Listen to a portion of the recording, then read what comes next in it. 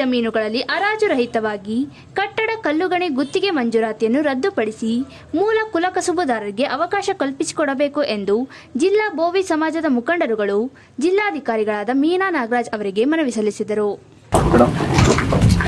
ಸರ್ಕಾರದಲ್ಲಿ ಮೊನ್ನೆ ತಾನೇ ಅರ್ಜಿಯಲ್ಲಿ ಈ ಡೇಟಲ್ಲಿ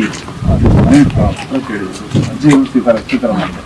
ಜಡ್ಜಿನಲ್ಲಿ ಬಂಡೆ ಯಾರ್ಯಾರಿಗಿದೆಯೋ ಬಂಡೆ ಇಲ್ಲವೋ ಅವ್ರು ಅರ್ಜಿ ಹಾಕಿ ಕೇಳಿದೆ. ಬಂಡೆ ಏನಾದರೂ ಇಲ್ಲದೆ ಇರೋದಕ್ಕೆ ಅರ್ಜಿ ಹಾಕಿದ್ದಾರೆ, ಇವ್ರಿಗೂ ನಂಬರ್ ಸಿಕ್ಕಲ್ಲ. ಪ್ರಸ್ತುತ ಹೇಗೆ ಅವರೆಲ್ಲ ಅರ್ಜಿಗಳು ಹಾಕಿದ್ದಾರೆ. ಅವರು 31 ಜಡ್ಜಿನಲ್ಲಿ ಏನಾದ್ರು ಬಂಡೆ ಸಿಕ್ಕಿದ್ರೆ ನಮ್ಮ ಬೋವಿ ಸಮಾಜದವರು ಇದೇ ಕುಲಕಸವಾಗಿ ನಿಂತ್ಕೊಂಡಿದ್ದಾರೆ. ಬಂಡೆಯನ್ನೇ ಏನಾದರೂ ಅವರಿಗೆ ಕ್ರಿಸ್ತರ್ನವರಿಗೆ ಮತ್ತೆ ಬಂಡೆ ಸಿಕ್ತಂತಂದ್ರೆ ನಮ್ಮವರು ಈಗ ಆಲ್ರೆಡಿ ವಲಸೆ ಹೋಗೋ ಪರಿಸ್ಥಿತಿ ಬಂದಿದೆ.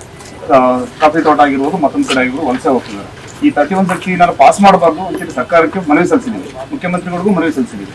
ತಾವು ಈ ಪತ್ರವನ್ನ ಸರ್ಕಾರಕ್ಕೆ ದಯವಿಟ್ಟು. ಬಳಿಕ ಮಾತನಾಡಿದ ಸಂಘದ ಅಧ್ಯಕ್ಷರಾದ ಎಸ್ ಕೊಲ್ಲಾಬೋವಿ, ಪರಿಶಿಷ್ಟ ಜಾತಿಗೆ ಸೇರಿದ ಬೋವಿ ಕುಲ ಕಸುಬುದಾರರಿಗೆ ರಾಜ್ಯಾದ್ಯಂತ ತೊಂದರೆಯಾಗುತ್ತಿದೆ. ಸಮುದಾಯಕ್ಕೆ ಸಾಂಪ್ರದಾಯಿಕ ಮೂಲ ಕಸುಬು ನಮ್ಮ ಹಕ್ಕಾಗಿದೆ. ತಲತಲಾಂತರಗಳಿಂದ ಅಣೆಕಟ್ಟು, ಕೆರೆ, ಬಾವಿ ನಿರ್ಮಿಸಲು ಬೋವಿ ಜನಾಂಗ ಬದ್ಧವಾಗಿ ವೃತ್ತಿಯನ್ನು ನಿರ್ವಹಿಸುತ್ತಿದೆ ಎಂದು ಹೇಳಿದರು. ನಮಸ್ತೆ. ಇವತ್ತು 31 ZC ಸರ್ಕಾರ ಅರ್ಜಿ ಸ್ವೀಕಾರ ಮಾಡಿತ್ತು.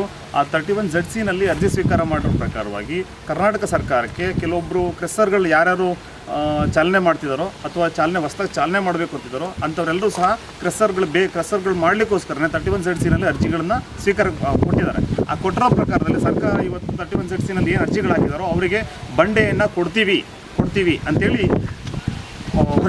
ಹೊರಟಿದೆ. ಆ ಮನವಿ ಪತ್ರವನ್ನು ಸರ್ಕಾರ ಸ್ವೀಕಾರ ಮಾಡಬಾರ್ದು. ಆ ಮನವಿ ಪತ್ರವನ್ನು ತಿರಸ್ಕಾರ ಮಾಡಬೇಕು. ಮನವಿ ಪತ್ರ ತಿರಸ್ಕಾರ ಮಾಡದಲೇ ಅದನ್ನು ಹಂಗೆ ಆದೇಶ ಹೊರಡಿಸಿದ್ರೆ ನಮ್ಮ ಬೋವಿ ಸಮಾಜದವರು ಕುಲಕಸವಾಗಿ ಜೀವನ ಮಾಡ್ತಿರ್ತಕ್ಕಂಥ ಬಂಡೆಯನ್ನು ನೆಚ್ಕೊಂಡು ಜೀವನ ಮಾಡ್ತಿರ್ತಕ್ಕಂಥವ್ರಿಗೆ ತುಂಬ ಅನ್ಯಾಯ ಆಗ್ತದೆ. ಇವತ್ತು ಆ ಬಂಡೆಗಳು ಎಷ್ಟೋ ಮಟ್ಟಿಗೆ ಕ್ರೆಸ್ಸರ್ಗಳು ಬಂದುಬಿಟ್ಟು ಬಂಡೆ ನೆಲಸಮಾಗಿದೆ.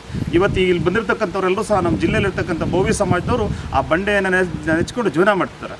ಆ ಕ್ರೆಸ್ಸರ್ಗಳಿಗೆ ಅನುಮತಿ ಪತ್ರವನ್ನು ಕೊಡ್ದಂಗೆ ನಮ್ಮ ಸಮಾಜದವರಿಗೆ ಈ ಜಿಲ್ಲೆಯಲ್ಲಿ ಕಡೂರು ಮತ್ತು ತರೀಕೆರೆ ಈ ಭಾಗಗಳಲ್ಲೆಲ್ಲ ಬಂಡೆ ಇದೆ. ಆ ಬಂಡೆಗಳನ್ನು ಕೇವಲ 5 ಎಕರೆ ಜಾಗವನ್ನು ಬಿಟ್ಕೊಟ್ರೆ ಸಾಕು. ನಮ್ಮ ಸರ್ಕಾರದವರು ಸಿದ್ದರಾಮಯ್ಯನವರ ಮನಸ್ಸು ಮಾಡಿ ಬೋವಿ ಸಮಾಜದವರಿಗೆ ಒಂದು 5 ಎಕರೆ ಜಾಗ ಮಾಡಿಕೊಟ್ರೆ ಆ ಸಮಾಜದ ಜನಗಳು ಆ ಬಂಡೆ ಹೊಡೆದು ಆ ಬಂಡೆಯಿಂದ ಬರ್ತಕ್ಕಂಥ ಆದಾಯದಲ್ಲಿ ಅನ್ನೋ ಜೀವನ ಮಾಡ್ಕೊಂಡು ಹೋಗ್ತಾರೆ. ಇಲ್ಲ ಅಂತಂದರೆ ನಮ್ಮ ರಾಜ್ಯ ಬಿಟ್ಟು ಬೇರೆ ರಾಜ್ಯದ ಕಡೆಗೆ ಬಂಡೆ ಕೆಲಸ ಮಾಡೋಕ್ಕೋಸ್ಕರ ಒಕ್ಕಲಬ್ದು ಹೋಗಬೇಕಾಗುತ್ತೆ.